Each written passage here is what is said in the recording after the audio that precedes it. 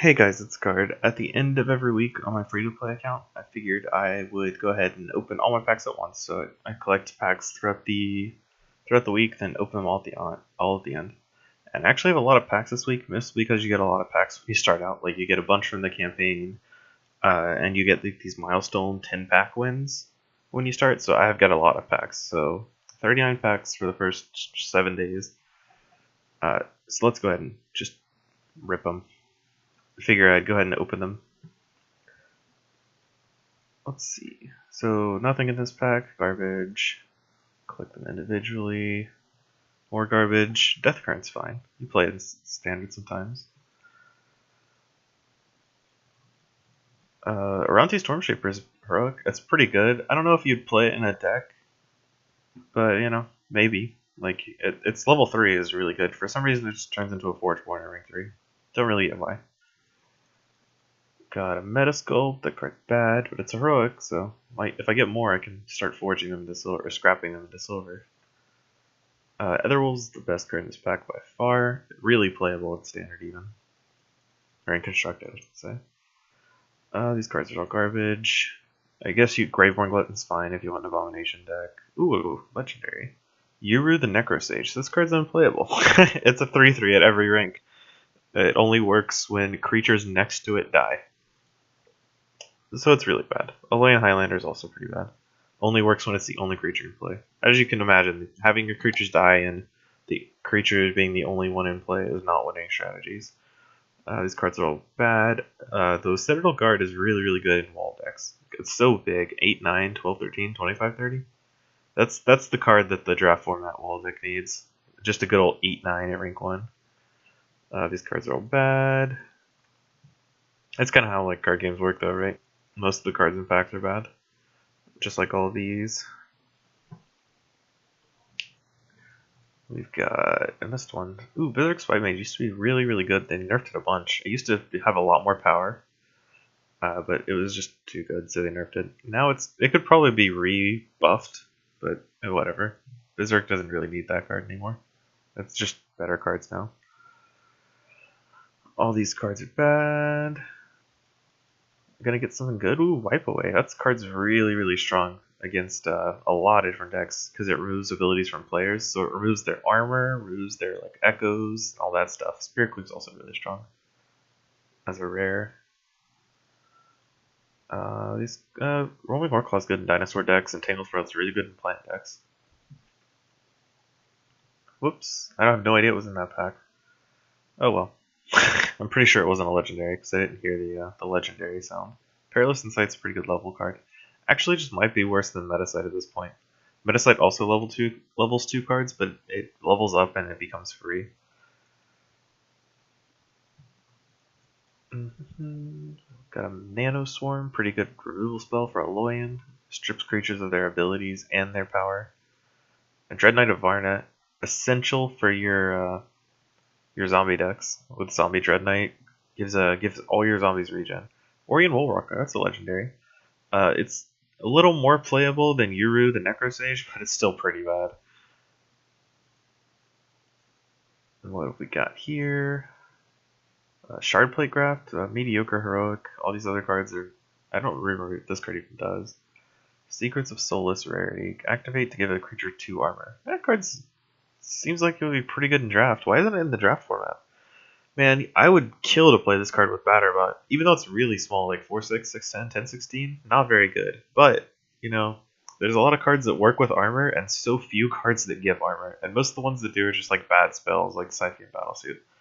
Wait, where's my Scythian Shield Warden? Come on. Ooh, Snowdrift Alpha. That card used to be so annoying in draft, but I would honestly rather play against Snowdrift Alpha than Stinging Invocation. So if we can make that trade Stoneblade, I would do it. This card's also really solid. It makes a lot of hunting packs. And Gox, the one of 2 essential metamines if you want to play the metamine deck. There's Gox and Drix is the other one. Drix is the one that pumps all your metamines. Gox draws you cards every turn. This card's also decently sized. You can just throw it into any Alolan deck. It'll just do something. Then we get Alolan or Nixium Allomancer. Not a very good card in constructed. Very good card in draft though. Cacklebones sometimes pops up in constructed. You can play it with Anvil on Arbiter to force them to only play 2 spells, and then Cacklebones' downside is diminished. But usually doesn't come up that much, because you don't really want to be in those faction pairs. They opened a Phytobomb. That card's actually pretty good in constructed sometimes. Usually in like cheesy combo decks. Decks I don't usually play. Lava Fused Aesir, not very good. Nixium Marauder, not very good. Yep. Well, we got 3 legendaries and several packs. That's pretty good. Hammerfang. I don't even know if you'd play that card in Yeti decks. It's a very solid Tempest card. You've got nothing better though. Alamancer, again, one of those Onyxium cards. Doomwing. This is a sweet card, one that's not very good because it's just so small. 6'2", and it's only a 10-6 at rank 2. It can't block anything ever. But it does have mobility, and if you move it in front of something, it kills whatever it's in front of, which is super nice. Really cool card too. I love the art on this card, especially the level 1 version.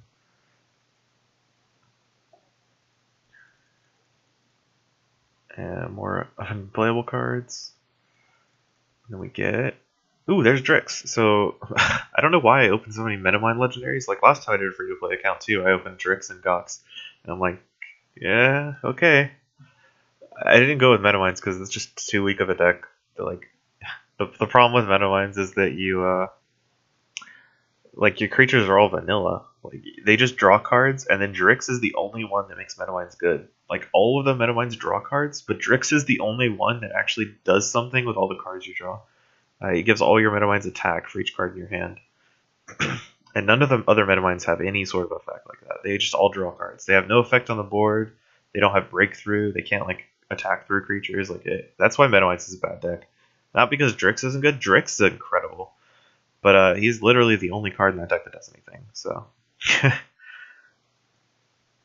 Dr. Frankenbaum, nah. What do we got here? Nothing. Don't really expect to open much from these packs. 4 legendaries is honestly way more than I thought. There's supposed to be like 10 legendaries per pack, and I had 34 packs, so that's a lot more. Maybe 37. It's a lot more legendaries than I thought I would be getting.